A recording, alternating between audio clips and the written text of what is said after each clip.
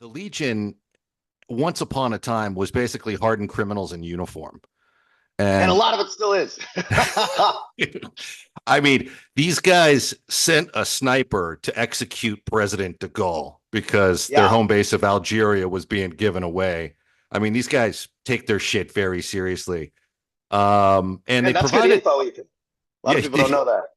no, man, it's one of those Day of the Jackal, I think, is loosely based on it. Like they were gonna Yeah. and they were like battling Algerian insurgents or something, and then they were going to give it away or give them their liberation, and the Legion is like, Yeah. you're gone. And actually, it's one of the crazier moments. But that's how rugged and tough some of these guys are. Like they're their own. They serve France, but are like their own like country within the military, right? Yeah. When you join the French Foreign Legion, you don't swear allegiance to France, you swear allegiance to the Legion. Yeah. I mean, the stories I got once upon a time were that they were so strict that they would like bury guys up to their neck and use them as like soccer goalposts for a couple of days in the desert and things like that. Like basically torture, torture. Yeah, the punishment in the late 1800s, because it's about a 200-year-old institution, but in the late 1800s in Algeria, the stories were pretty wild. The Yeah. jails out there, being buried in the sand for days. It was pretty brutal. Yeah. And you and I had talked prior. My old boss, John Milius at Warner Brothers, had a Legionnaire script about the French occupation of Mexico, somewhere around like the U.S. Civil War. And those Cameroon. guys, yes.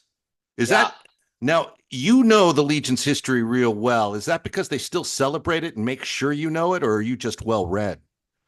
Oh, they beat it India. Yeah, they beat it. It's the tradition is the Legion.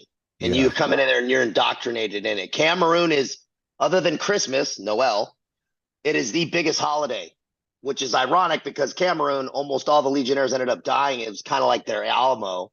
Yeah. And they still carry around the severed wooden hand of the commander, the Yeah. captain.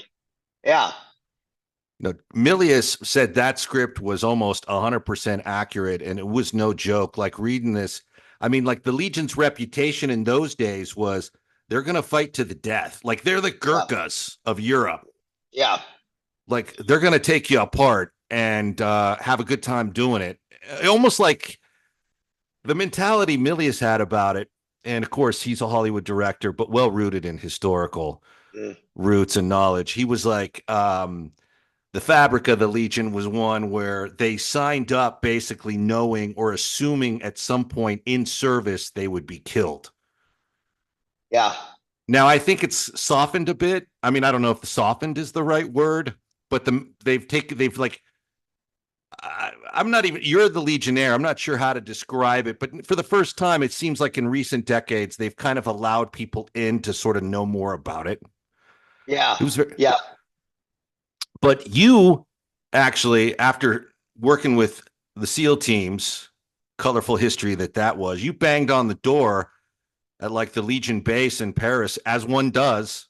Yeah. You know, Tuesday afternoon or something, said, "Hey, I'm joining up," and Yeah.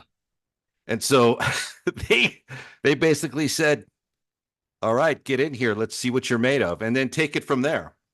Yeah. It's an interesting, very unique process because there's nothing like it. There's no interview, there's no application. You show up with your fucking bag Mm-hmm. and knock on this ironwood medieval castle looking door on the east outskirts of Paris. And a Legionnaire with a gun and a green beret, mine happened to be from Mexico. And he goes, let me see your passport. And I didn't see my passport from that moment for 2.5 years. So just to kind of give you an example, and going in, first thing is pull-ups. And I was by myself. It was raining on a Sunday night, and it was pull-ups, then immediately an IQ test. Some guy comes in yelling at me with a Russian accent, speaking French. You're like, man, I am out here, man. What am I doing? Yeah. But that's where my path started. It's unreal. And they're very diversified, not just in terms of culture, but what their duties are, because the European Space Agency is based in South America. And isn't the Legion assigned to protect it? It is. Yes, the International Space Station down in French Guyane Francais, is down there, and the Troisième Ray is the third foreign regiment stationed permanently down there. There's also rotating regiments that go down there to combat illegal gold mining, like I had done down in South America for 4 months in deep jungle operations. But the regiment that's there permanently, that's their bread and butter, is guarding that space facility. It's quite interesting because France uses the Foreign Legion for internal patrols for anti-terrorism purposes, also places of worship, monuments, things like that, because France does have some serious issues with terrorist threats, and they had a big explosion there in 2016 down in Nice. And French Foreign Legion's there also for the Olympics. Who was doing a lot of the security? French Foreign Legion. Things like that, not to mention all the external operations that France is used for with NATO, with down in Africa. 26 countries in Africa speak French. So you can imagine the French Foreign Legion has a pretty strong hold down there. Yeah. Yeah. And they're so well respected. Their reputation is so wired up. And, it's funny because they are so rugged. Like breakfast, I heard, was like a piece of bread and cup of coffee. And then it's like, okay, get after it. Man, forever. Like, I thought it was just a boot camp thing, but it is hard bread, soldier bread, and maybe they'll give you a little butter if they're feeling froggy, but black coffee. And that was how they got down. And being American, obviously, I'm like, where's the protein? Maybe I missed the food station somewhere. And it was nope. And you're immediately running rain, snow, running 5 to 12 to 13 miles a day on that. And your body gets used to it. You definitely drop some weight, but the French Foreign Legion is the redheaded stepchild of the French military. They're the least funded. The allocation for the food is less. The buildings are a little bit more tough. It's rustique, as they would say in French.